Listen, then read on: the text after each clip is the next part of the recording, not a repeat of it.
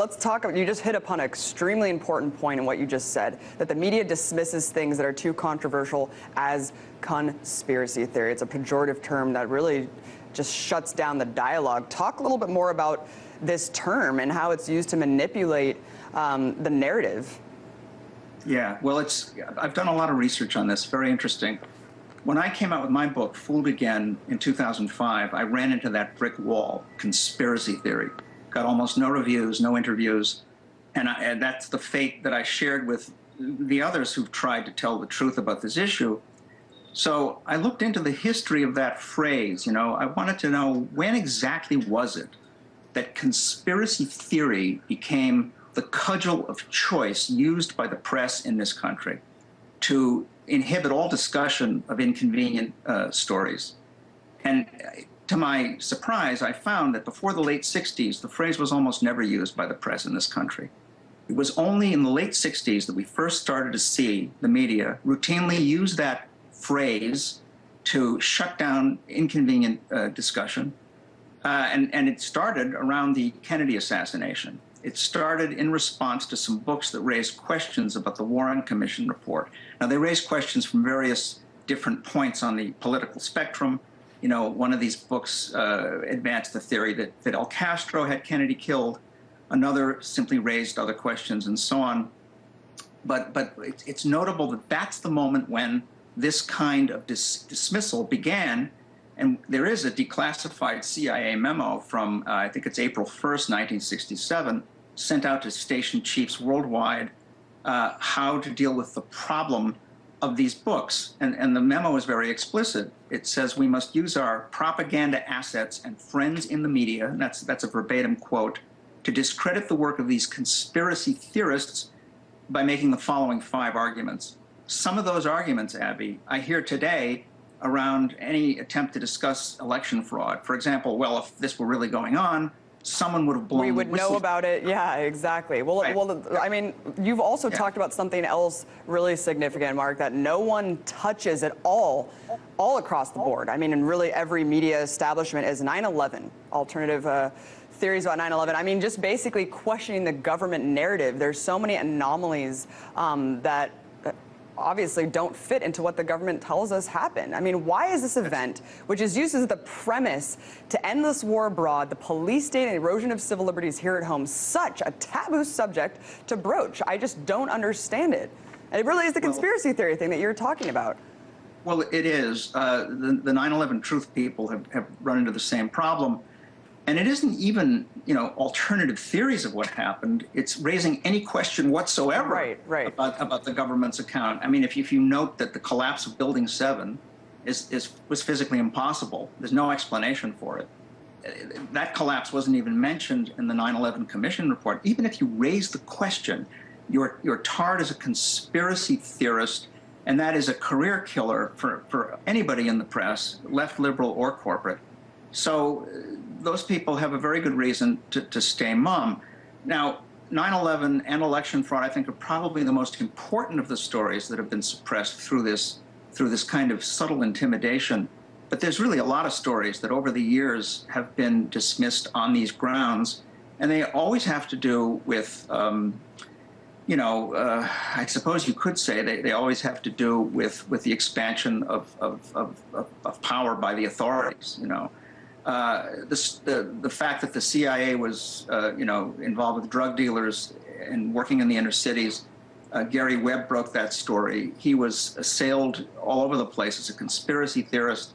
The crash of Flight 800, TWA Flight 800 over the Atlantic Ocean. I mean, I could list these stories, and of course, I will sound myself like a conspiracy theorist.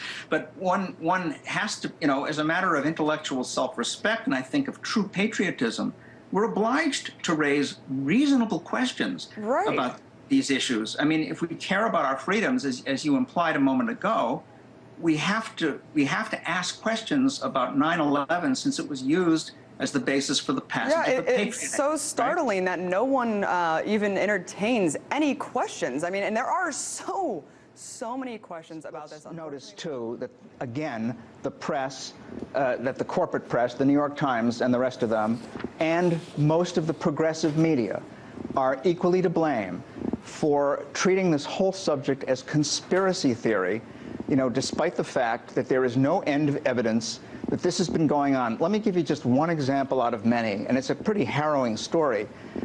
You know, the re-election victory of Bush Cheney in Ohio was arranged primarily by a man named Mike Connell, who was Karl Rove's IT guru, very conservative, an extremely conservative Catholic, who did what he did primarily because he wanted to, in his words, save the babies. I mean, he was a radical anti-abortion activist, also kind of a computer genius. Now, he actually set up a computer architecture for use in the 2004 election that involved, well, it's a system called man in the middle, and it's used by criminals often to, you know, steal cash from financial institutions and so on. What he did was he set up a mirror site, you know, run through a computer in a basement in Chattanooga that allowed outside actors to actually manipulate the vote count in Ohio. This is a fact, and the reason I say it with such assurance is that the contract that Mike Connell signed with Secretary of State Ken Blackwell is publicly available, and in fact it's on my blog, News from Underground. So if people just go to markcrispinmiller.com, they can read the contract that you know, someone provided, and see for themselves that this mirror site was set up, and as computer expert Stephen Spoonamore has said, a Republican by the way, that there is no other purpose to build such a site than to steal an election. Well, and you get into the details of what happened in Ohio on that night, you realize that the exit polls had it right. John Kerry won that election, and let me simply agree with you again that Kerry is to blame for rolling over. Also, his campaign actually banked millions of dollars to use in the event that the election was stolen. And not only has Kerry never addressed this publicly, and I'm not the only person he told privately he thought it was stolen, but they never spent a dime of that money in helping to expose that particular crime, which is necessary in order to get the American people to see that we have to do something about our election system. We have to get rid of computerized voting. We have to get rid of computerized vote counting across the board, period. Indeed. We also have to forbid the participation of any private companies in our election system. Absolutely, Mark. Not something that should be privatized. It absolutely has to be changed. Absolutely. It has to be changed as soon as possible, or we're completely screwed. It doesn't matter what MoveOn does. It doesn't matter how hard we Mark, we have to, we're unfortunately out of time, but I couldn't agree with you more. I remember that day like it was yesterday. It was a terrible day for the democracy and everything else. Thank you so much for your work. All the elections rigged from the top down. Mark Crispin Miller, NYU professor and author of Fooled Again, The Real Case for Electoral Reform. Very important issues. Mark, thanks for coming on. Thank you for having me. Folks, when it comes down to it, the elections are rigged. But it's not just the voter ID laws or other forms of disenfranchisement. It's the fact that we're given a false choice from the onset. It's the fact that the corporate media is complicit in pushing this false choice. And it's the Electoral College, an antiquated system that no longer applies to this society. So, even if we wanted free and fair elections, corporations control the process from the top to the bottom, and that's the set that we need to break.